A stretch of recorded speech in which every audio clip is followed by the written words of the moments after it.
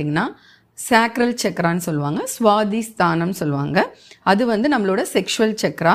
இந்த சக்கராக்கு மனதளவுலையும் சரி நம்மளோட விஷயங்கள் எல்லாம் எப்படி இருக்கும்னா கிரியேட்டிவிட்டி, அதாவது நம்ம நினச்ச ஒரு ப்ராஜெக்ட் பற்றி செய்யணும்னு யோசிச்சிருப்போம், அதை வந்து நம்ம நல்லா செஞ்சு முடிக்கிறதுக்கு அதுக்கு நல்ல பேலன்ஸாக இருக்க வேண்டிய சக்கரா வந்து இந்த சாக்ரல் சக்கரா.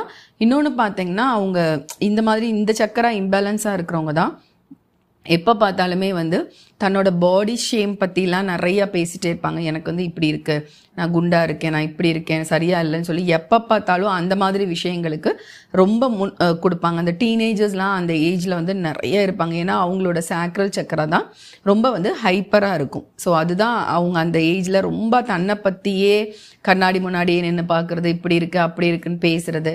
அண்ட் முக்கியமாக அடிக்ஷன் வந்து இங்கே எப்படி வரும்னா ஓவர் ஹாப்பி, ரொம்ப வாழ்க்கையை என்ஜாய் பண்ணியே